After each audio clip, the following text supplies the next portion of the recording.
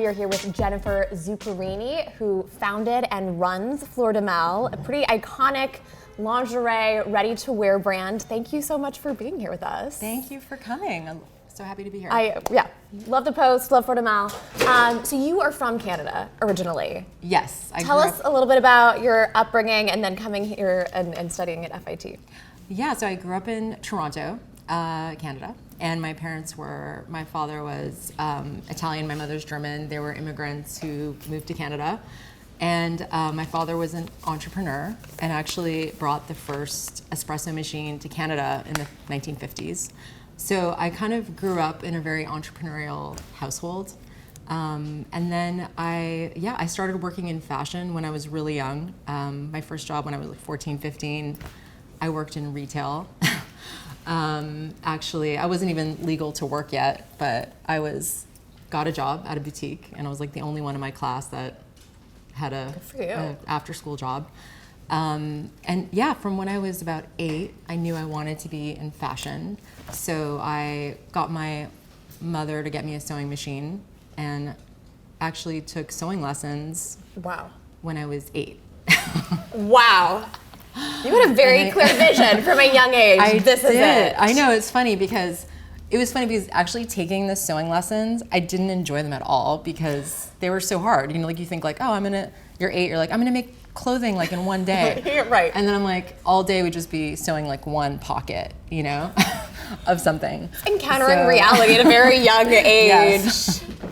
And even when I went to fashion school, I never really liked the sewing aspect of it. I loved the draping and pattern making and that part of it. But anyway, so I kind of knew that was my path, and read every fashion magazine and just took in as much as I could at that time. And then I moved to Montreal. I studied fine arts, so I took a little bit of a detour because I thought maybe I wanted to. I also have always loved the art world and thought maybe I wanted to be an art dealer.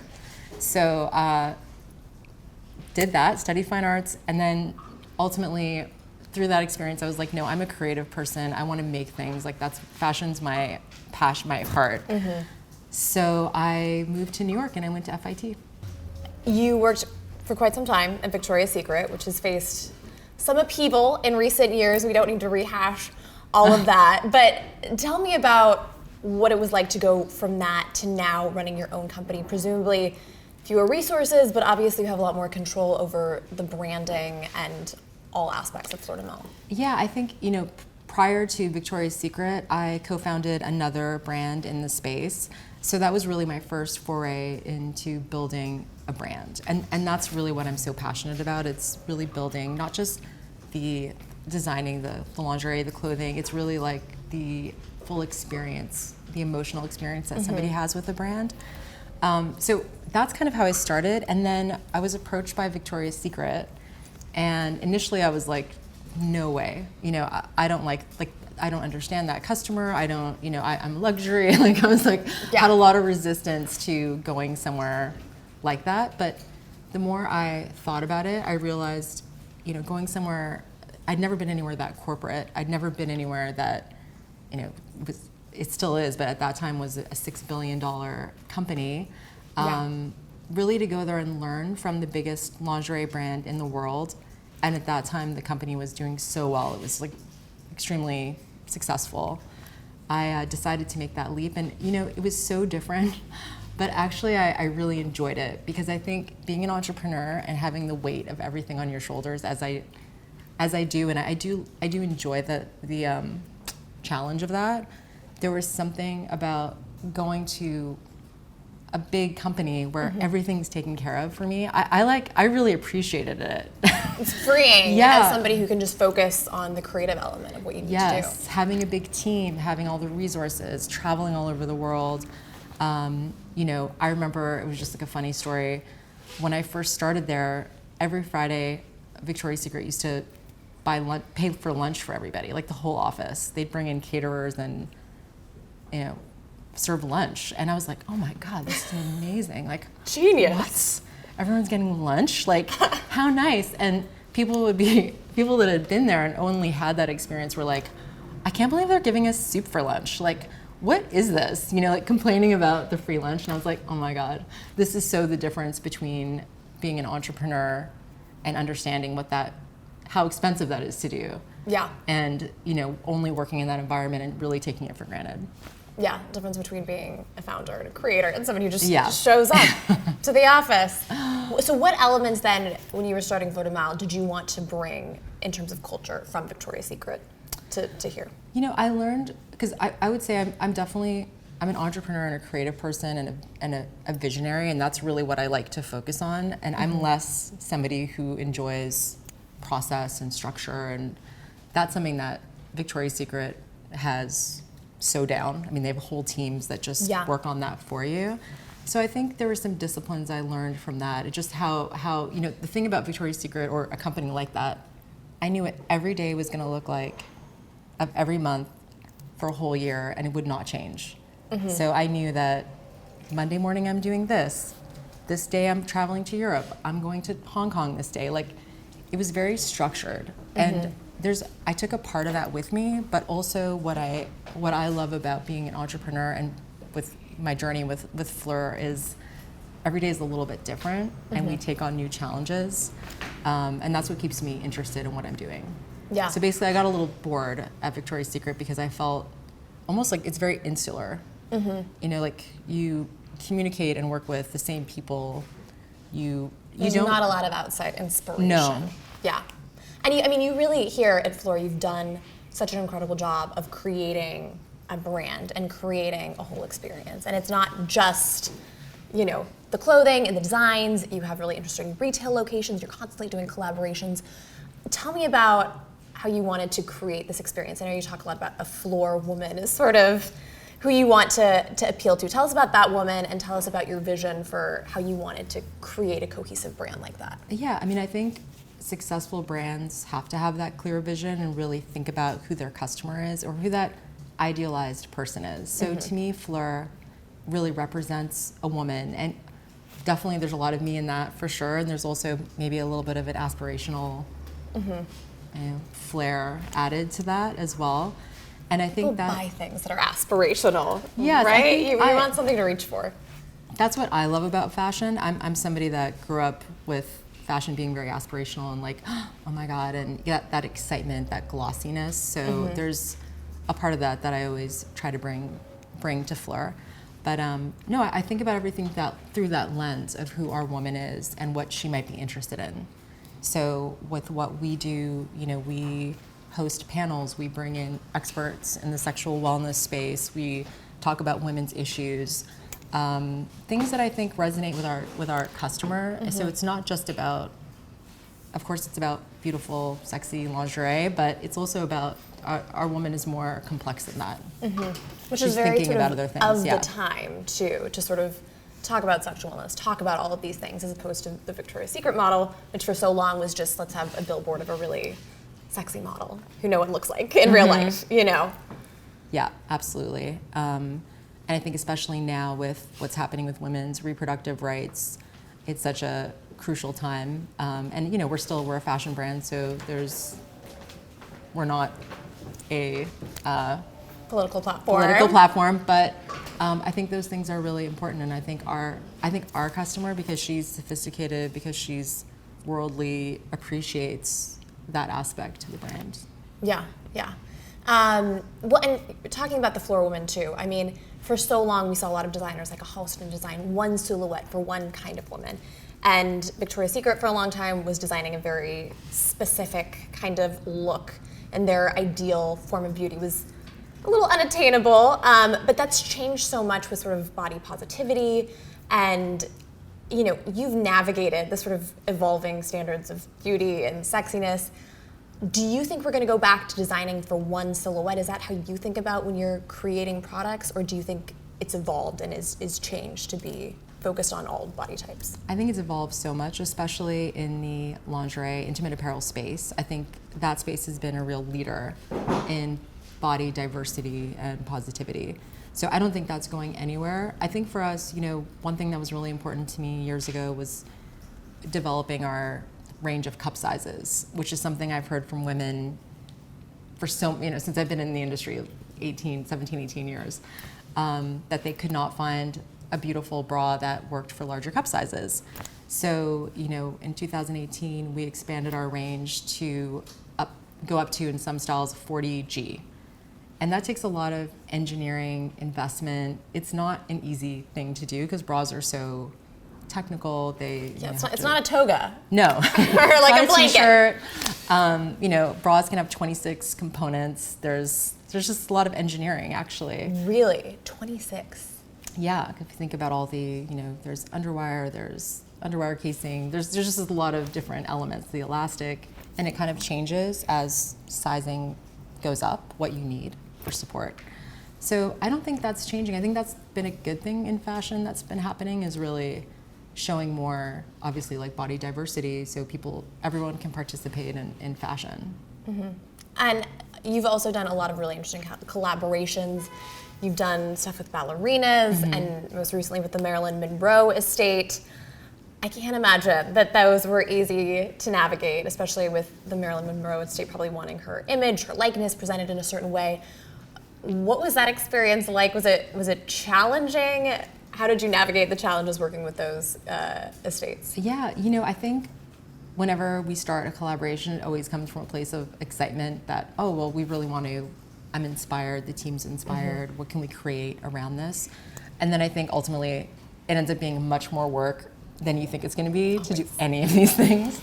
But it's always, it's worth it because I feel like you learn something and you're pushed in a different direction. I mean, working with Isabella Boylston, for example, who's a principal dancer for ABT, she had very clear ideas of what she wanted to do. That was a very easy, synergistic relationship because she really wanted to do this collaboration with us, and everything was like, let's do this, and it was just we were in a groove of what we wanted to do. I think with Marilyn Monroe, actually, it was not challenging working with the estate. I wanted to work with some of Bert Stern's imagery, and that was an extra layer that we had to build in because it was. Okay. Tell us about Bert Stern. So Bert Stern is a famous photographer who did the last sitting with Marilyn, her last photography session before she passed away. It's very iconic, and maybe you've seen some of the images where you saw like the red cross, which was like actually marker, which was like, back in the day when there'd be photo shoots, you'd get the contact sheet, look at all the little photos, and then you like cross out the ones you didn't like.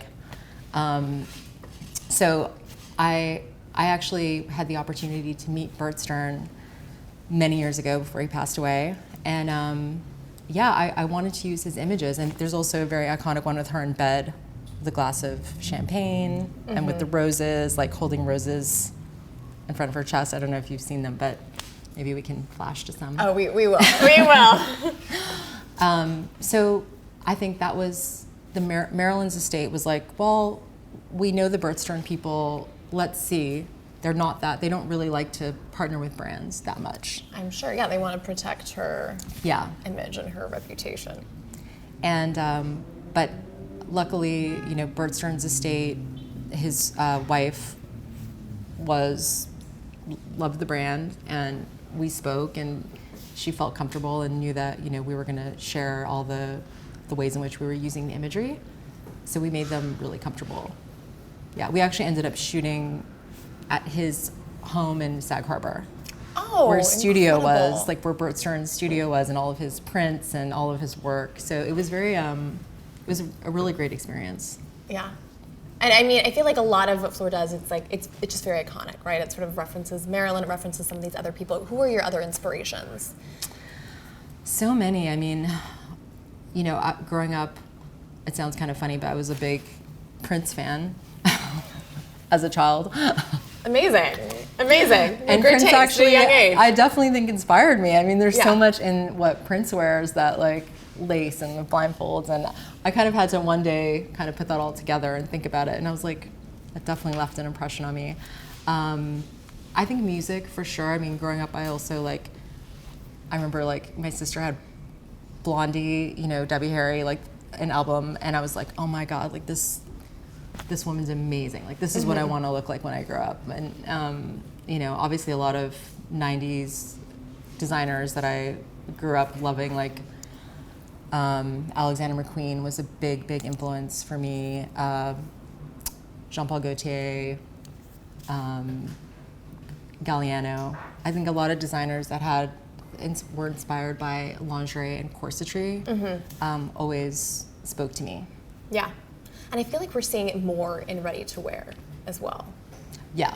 I feel like it's probably partly Fleur, but I mean, I think we're just seeing it everywhere. And it's interesting that you're doing these collaborations like with the ballerina. I mean, where all do you think we're seeing and where all do you think we're going to see these sort of motifs in fashion? It's funny because I feel like lingerie inspiration in clothing and ready-to-wear never really goes away. It's always there, and people always say to me, oh, it's so popular in fashion right now. And what I think happens is that different elements of it become popular. So if you think about maybe 10 years ago, everyone was doing like pajama dressing.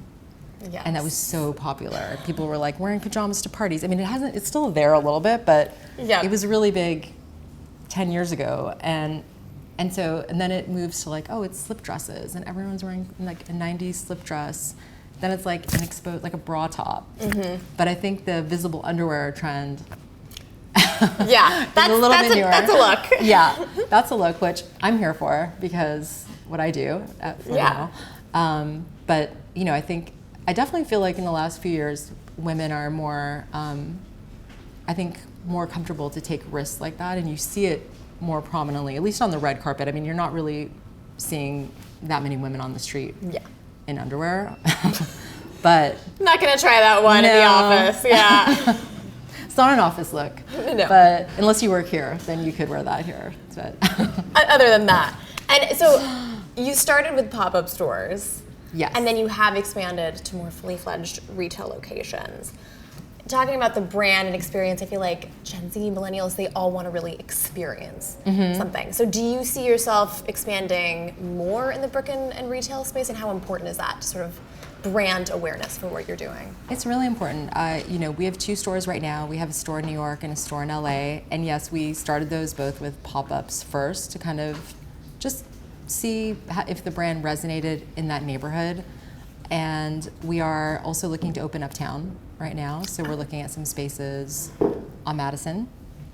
Lovely. Yeah, so hopefully that will happen this year. And retail, I think to your point exactly, people do still want to try things on. And I think one really supports the other. If you're a direct-to-consumer company, if you're an e-com business and you have a store, you'll acquire new customers that come to the store and then become online customers, and vice versa. We see a lot of our online customers, they're like, oh my God, I can't wait to go to the store and really like finally try everything on. Yep. And I think with what we do with intimate apparel and lingerie, with sizing, it's a natural that people actually do want to have that experience. They can come to our store and get measured, really understand what their size is. So I think there's a lot of advantages to retail. Okay. But uptown, other locations you're looking at? Yeah, all over. Definitely want to open 7 or 8 more stores in the U.S. Over the next couple of years, and internationally too. I think we're a brand that really resonates internationally. So I definitely see us opening stores. What are your biggest markets overseas? Right now it's UK, Canada, Australia, but even Dubai, Mexico City, Paris. Europe's starting to pop up, but for a long time it was really like the kind of Canada, UK, Australia. Yeah, and fashion has gotten just flooded with, obviously we've always had really luxurious brands, and now there's so much fast fashion out there. How are you thinking about and designing clothes now with that in mind? Has that changed how you have to conduct business? Not really how we do, I would say, because I feel like we're more in the attainable luxury space, and I really love investing in fabrics because I feel like that's what you're keeping with you. That's what will endure in a garment. So we work with a lot of silks and French laces and things that are really, you have to take care of a little bit, but if you take care of them, they should last you for years and years.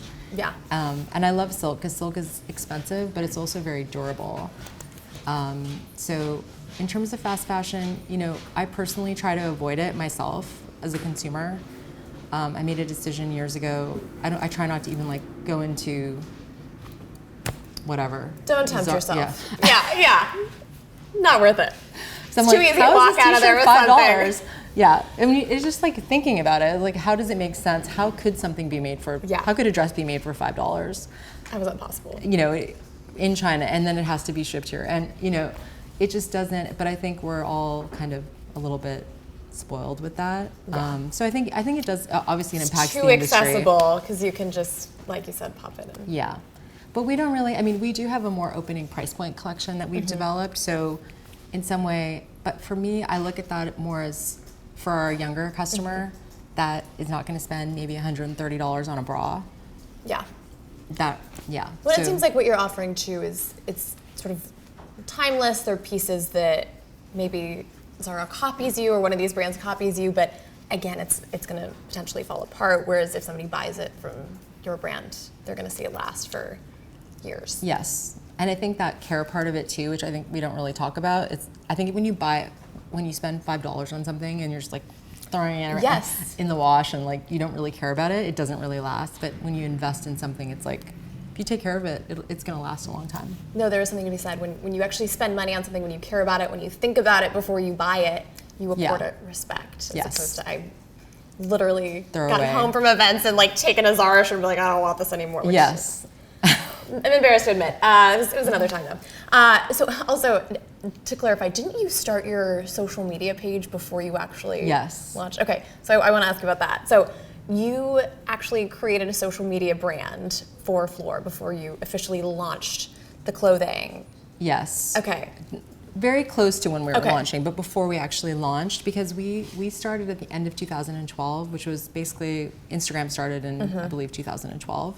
So we were very early on the platform and started posting to get people excited before we launched. I would say though, you know, we were at that time I think pretty ahead of other brands. Yeah. No, you were one of the first sort of. It seems like you gained traction, you gained popularity on Instagram. Yeah, 100%. Instagram is so important. It look at where everyone is spending their time, and I think for us, I've always been very into visuals, and I used to use before Instagram. And now I don't ever. I just want to like delete my Facebook, but I used to use my Facebook as Instagram in a way that I would post just like inspo images on my personal Facebook, and everyone would be like, oh, I love all the images you post on Facebook. And then Instagram came out and I was like, oh, perfect. Like I just moved that all over there. This is what I wanted. Yes. But how will all your high school friends contact you if you're just on Instagram?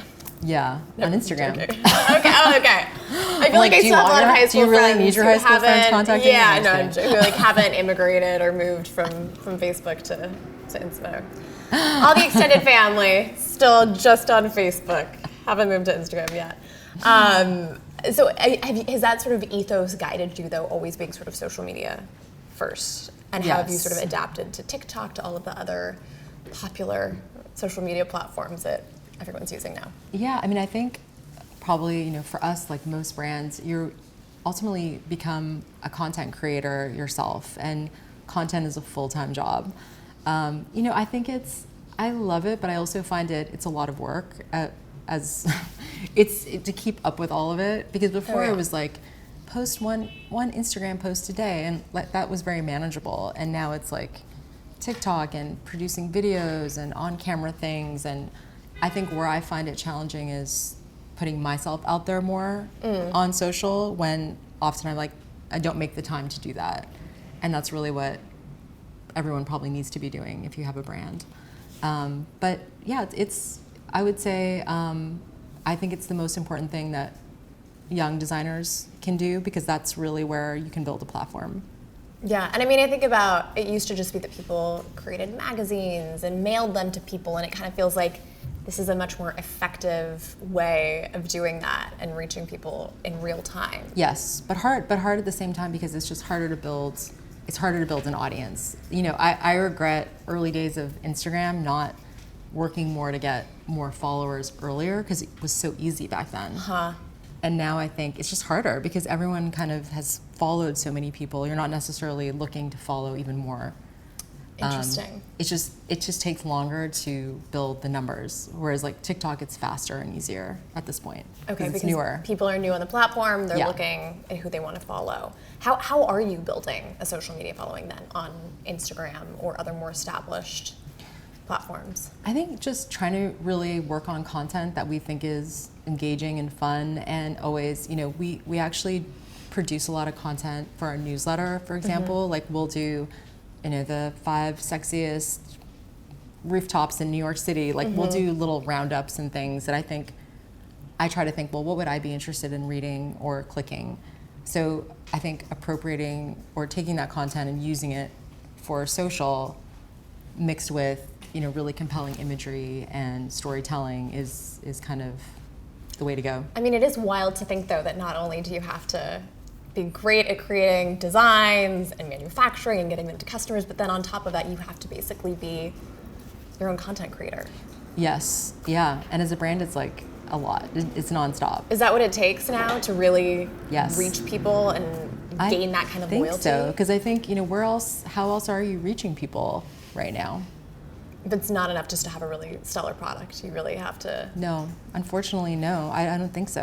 I wish. Sometimes I really romanticize how things were before a little bit, because, this wasn't my era even, but I'm like, oh, if only we could just buy a page in Vogue, like life would be so easy. Yes.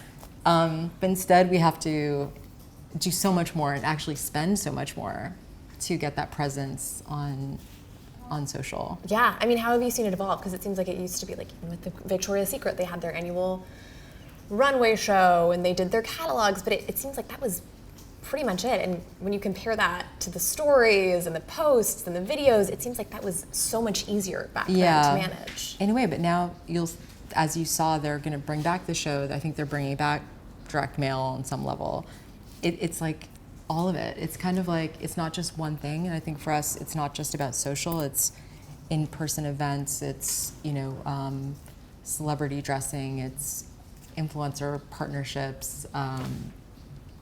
All of that. It's interesting because when we started using Zoom during the pandemic, I remember the thinking at the time was, this is great, now we only have to use Zoom, we don't have to do in-person meetings anymore. And the reality is then you just add that on top of emails on the weekends and phone calls and everything else that you're already doing. So it kind of feels like we're just constantly adding layers and nothing gets taken away. So you're still doing everything you were doing and now you have to... But it's a worse somehow. Like I actually think the thing about the pandemic that I found the hardest is really how it changed the way people work together. And some people think it's for the better, but I don't actually think it's for the better. I think it's for the worse. Wait, what do you mean by that? What do you mean by that? Just like the whole thing with Zoom. I mean, I do like it from the sense that you could be traveling and you could be anywhere and potentially dial into a meeting. But I think the way people work, that I could have my team here and then we're all still like looking at screens. And I'm like, we never used to do this. Like, this is so weird. What did we do before? Like, did we have printouts? Like, it's a very thing that you just like, you're so attached to your screen all the time. And I find it very like energy draining. I don't think it's not what I want to be doing all day. It's not life-giving to stare at your phone all day. No, it's like, it's so much better when you just or like have a conversation, ask somebody some questions like, what do you think about XYZ? I need an answer on this, instead of a barrage of emails that I think everyone's so used to. Like, I have to send an email for that. Like, I have to send 100 emails. And it's overwhelming because I feel like my job sometimes, I'm like, is my job answering emails? And like, how did this happen? Yeah, well, I mean, because you talked about your passion for design and fashion growing up. How have you made that transition, though, to still trying to do that, but now on top of that, running a business and having to deal with the operations and the processes? Do you feel like that's been a challenge for you? What would have been the most challenging parts then of trying to run a business on top of the fashion element of creating new designs and that kind of thing? Yeah, I think it's definitely a challenge. I would say it's not something that you can go into and think you're going to have like work-life balance. Like I think that's kind of something you just have to like just put that aside, forget it. Like if you want to have your own, if you want to build something and really do something that has growth and can be successful in this world, you have to put your all into it. You have to make sacrifices. So I think that's what I made that choice. So if I want to have creative time, I really have to find that on my own in a way, because day to day, I don't have so much of that built in because there's so many demands with It's almost running the ancillary company. to what you're doing. A little bit, which is, I think, something I want to work on. That's not like in a perfect place at the moment, but something eventually. I hope I get there. Yeah, I do want to touch on the celebrity partnerships you mentioned, and even just sort of organically the celebrities who've been drawn to your products. I mean, Kendall Jenner, Rihanna. How much of that is your marketing, and how much of that is just them discovering it organically? We don't ever pay anyone to wear anything, so it's all, in a sense, organic and through relationships. That's really unusual, I think, for fashion. Yeah, I think, for a lot of, when we were a smaller brand, I think luckily the brand just resonated with a lot of stylists and celebrities that they just loved it and wanted to wear it. And that's the best thing you could ask for, because to pay any of those people to wear something would be astronomical. Yeah. So we've been lucky just to have that organic following, but it's something you have to nurture, those relationships, and making sure that you stay top of mind. So it does require work, but I think if you don't have the right product, then it's harder. You have to really pay people. They don't want to wear it. So that's another challenge. So actually having a good product is kind of the key. That makes sense. Have there been specific models or actresses who've worn something and you've seen the brand just sell out after that? Early days of Fleur, one thing that kind of stood out to me, and it's funny because somebody just brought it up to me the other day and I hadn't thought about it in a while. Sienna Miller, many years ago, wore one of our slip dresses, this platinum slip dress that was one of my favorites. And there was this photo of her going to a premiere and she was getting out of a car, and it was just the most iconic photo, and it really resonated with people. And I think that helped at that time put Fleur on the map a little bit and sold out that dress for sure. We just had Anya Taylor-Joy in the menu last year, or was that a year ago? And she was wearing a dress that we created for her for the movie. Okay. And the whole movie takes place over one evening, so she's wearing our slip dress, and that was something, the whole entire film. And that was something that definitely I feel like people connected with, and that sold that. We actually didn't really even have that slip dress, but people wanted it.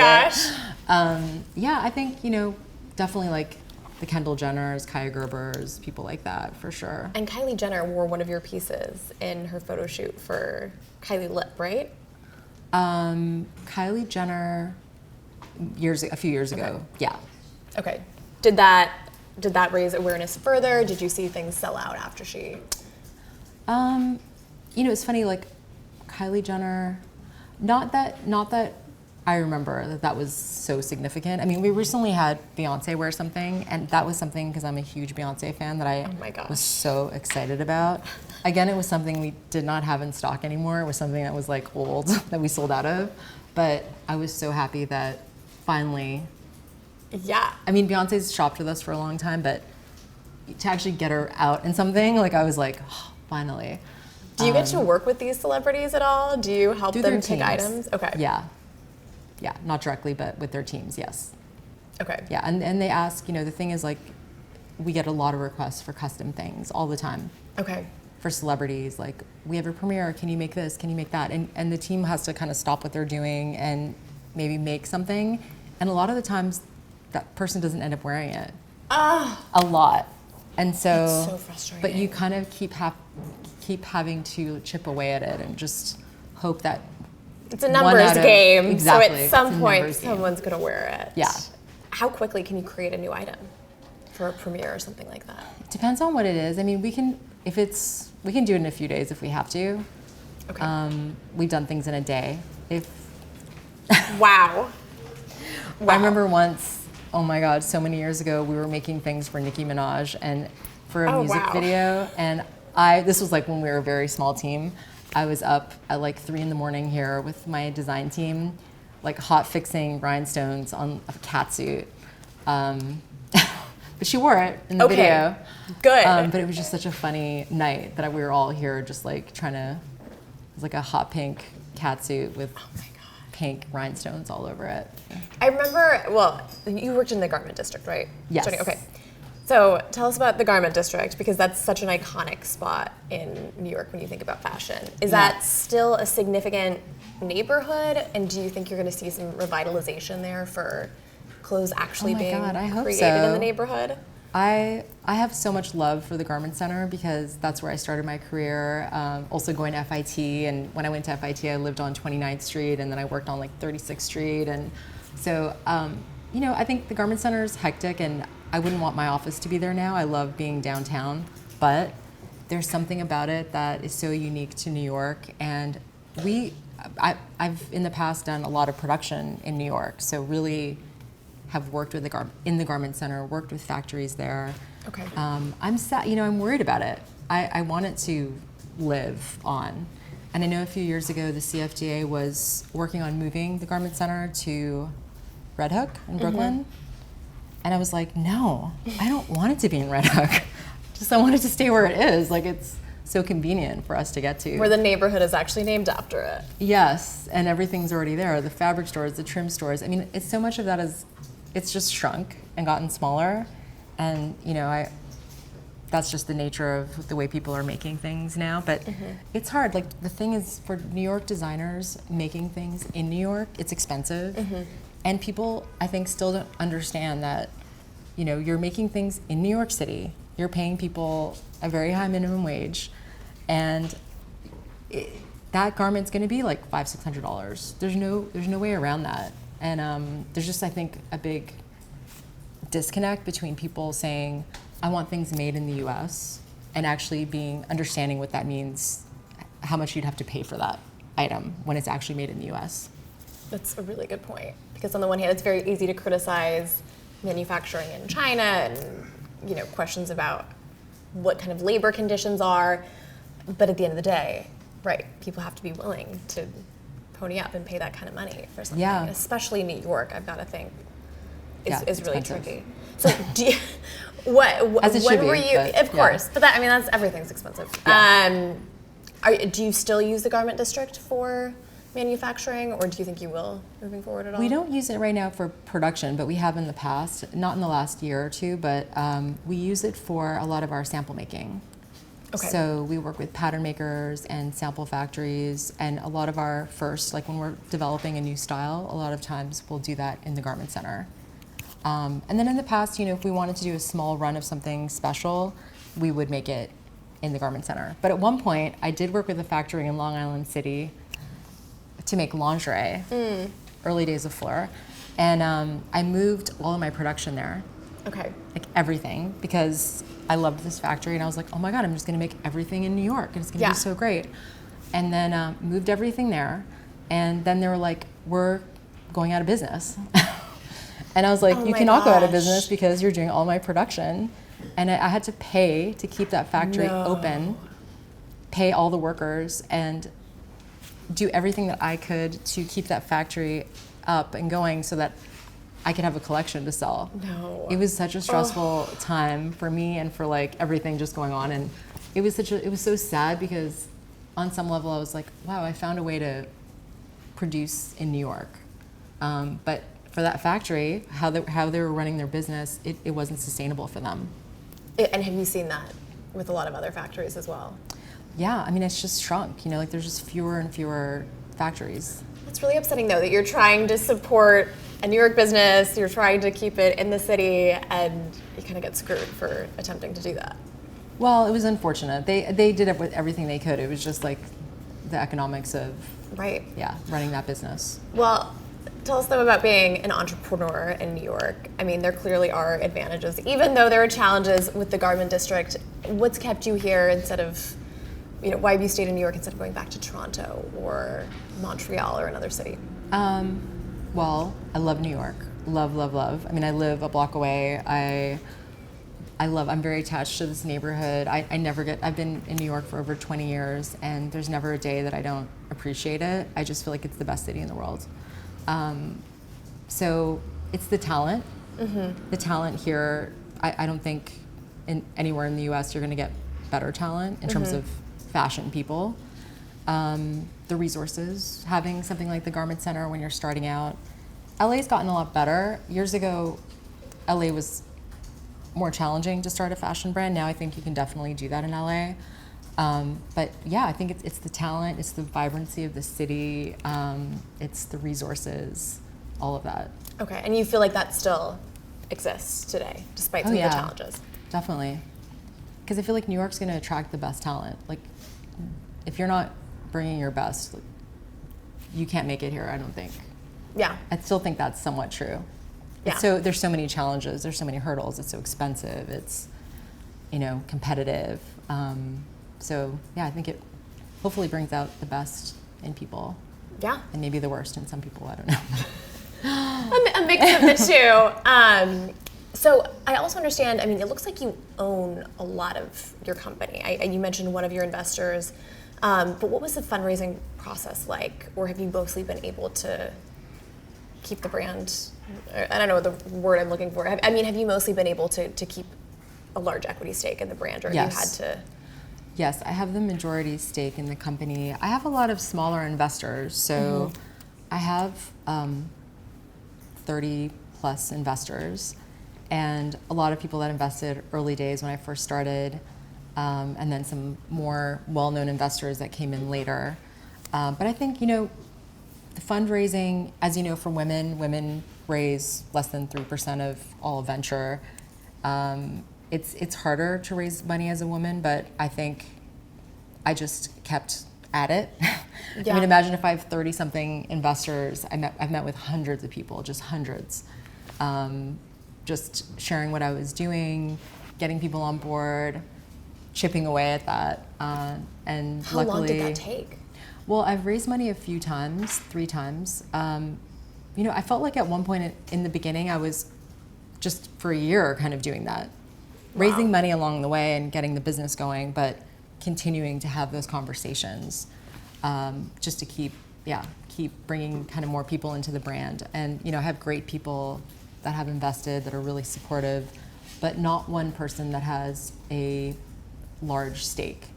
So I think the pros and cons of that, the pros are I have people that are supportive, but nobody that's really has any say in the day-to-day of the business, which for me as an entrepreneur, I appreciate that. Other people... That's huge. But, there's another model of like bringing on someone very strategic who invests a lot of money, who really becomes your operating partner or really has a big say in the direction of the company. So I think, and that might be what I do in the future. Okay. But right now, this has been a good model for me. Okay. Interesting investors or people who've kind of given you inspiration or helped you navigate fashion in New York? Well, Andrew Rosen's one of our investors, and he's really an iconic fashion investor in the city. He started Theory. He's the main investor behind, or was behind, probably still is, Alice and Olivia, Rag & Bone. Just tons of brands. Andrew is definitely an advisor to me and somebody that I go to for advice, who has a strong opinion and not afraid to share it, but always, he brings that knowledge and experience, and I definitely, I would say he's super valuable to me. And then, Tory Burch is one of my investors, and I think her and her brother, if I need their help, I can always go to them. I have a nice community of people that I can go to.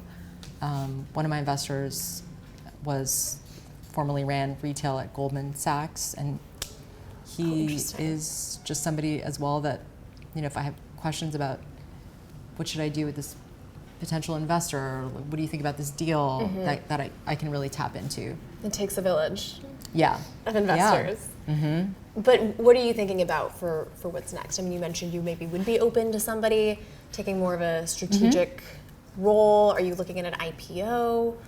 Yeah. What's next? Well, probably not an IPO, right? Just not at this moment, but definitely we're looking to raise more money in the future. We're pretty much self-sustaining and I haven't raised money since 2019. But we are, I'll always entertain those conversations because they come up and people approach me. They're interested in the brand. So yeah, I definitely want to continue scaling. So I think at some point you do need that capital to grow quickly. So I'm always looking at that. and then eventually, we'll see what happens. Yeah. Fleur in 5 years.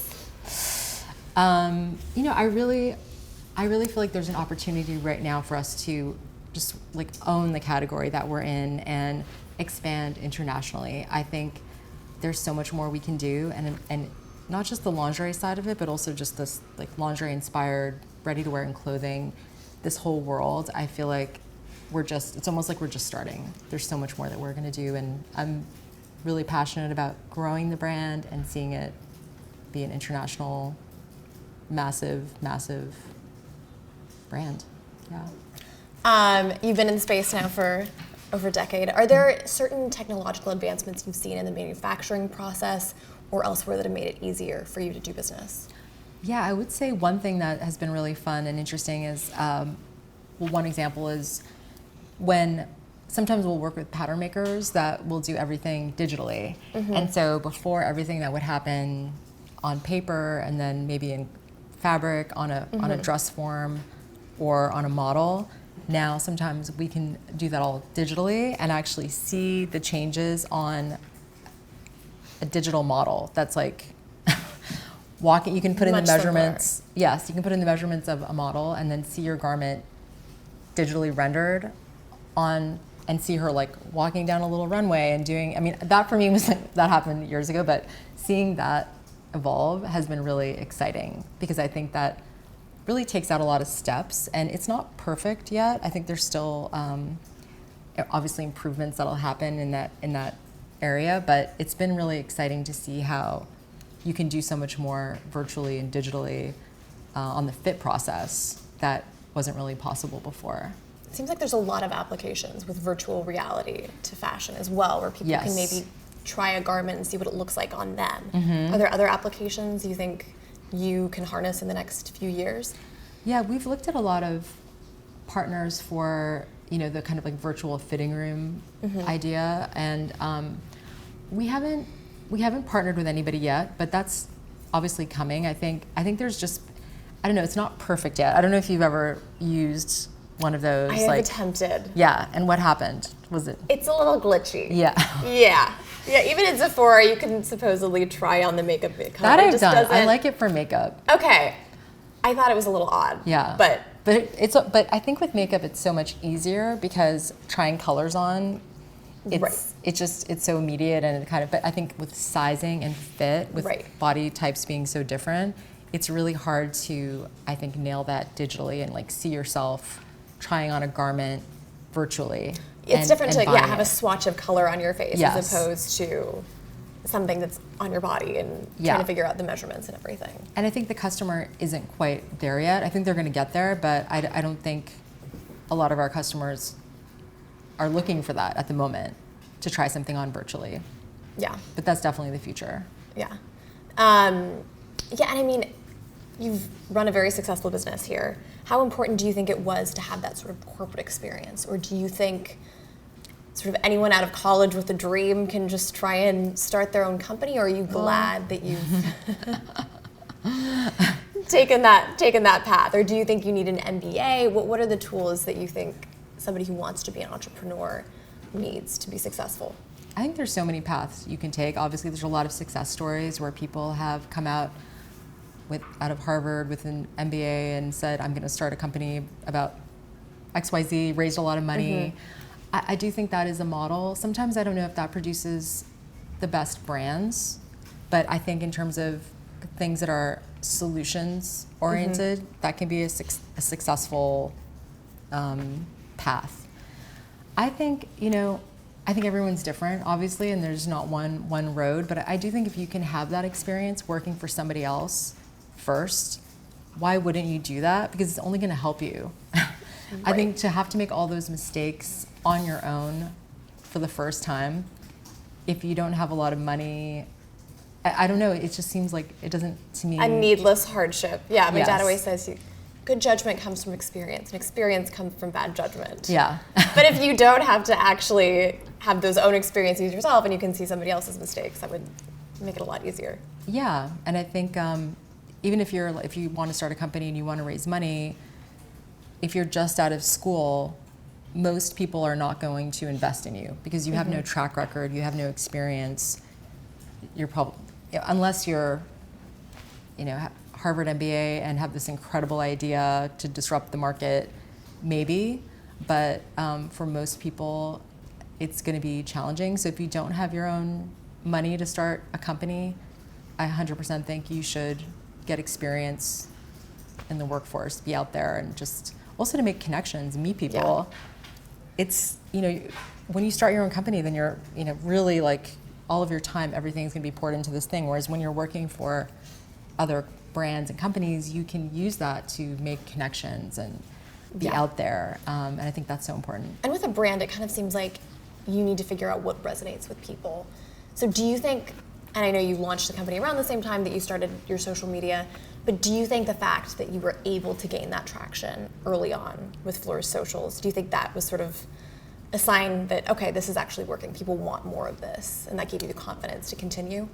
Yes, and also because it wasn't my first brand, I had that prior knowledge of things that had worked in the past. So I think it wasn't like, the first time in my first company when I designed a collection for the very first time, then you're putting yourself out there in a very, you're exposing yourself, and you're like, do people like this? Like, oh my God, someone bought something. And it's like a really You're flying blind, you have no idea what's gonna stick. Yeah, kind of, you don't really know. And so it's such a learning experience to understand what resonates with people. So I think by the time I started Fleur, because I had a lot of experience, not a lot, but I had been working for a long time, I had a little bit more of a foundation of where to start. And then I think because the brand resonated immediately with, some celebrities and people that were known, and that just kind of happened, it had helped us it helps legitimize what you're doing. Completely, yeah. And if you see Anne Hathaway or Kendall Jenner or something, then you're like, oh, I should know about this. Like, this especially if you can kind of afford it, even if it's expensive, but you can actually put it on your credit card. It doesn't max your limit. It's like, why not? Yeah. I am curious though, because you have been in this business for so long. Do you think tastes really change? Do you think trends really come and go, or do you think at the end of the day people kind of want the same iconic products? That's a good question. I think it was funny, I was pulling out this, because I have a lot of fashion magazines and vintage ones, or just ones I've had from like the 90s and 2000s. And I pulled out this magazine, Dutch, that was popular in the 90s. And it was like 1998, and it was the denim issue. And I was showing it to my team, and how it looks exactly like what everybody's wearing today. Nothing is literally like, you could just be running that same magazine right now and it would feel just as fresh in a weird way. That's fascinating. So I kind of think fashion doesn't change as quickly as people think it does. But definitely, there are trends. I mean, right now everything's like so oversized and like tailoring, and I think I love that though. To me, what I love about fashion is that it does change, and then you might look at something and say, I'll never wear that. Like, oh, I hate pleated pants. Like, pleated pants are the worst. And then a couple of years later, you're like, I'm gonna buy those pleated pants. Like, those look cool. And you just see it enough times that it shifts your perception and your taste. And I love that, because why would we want to always stay the same?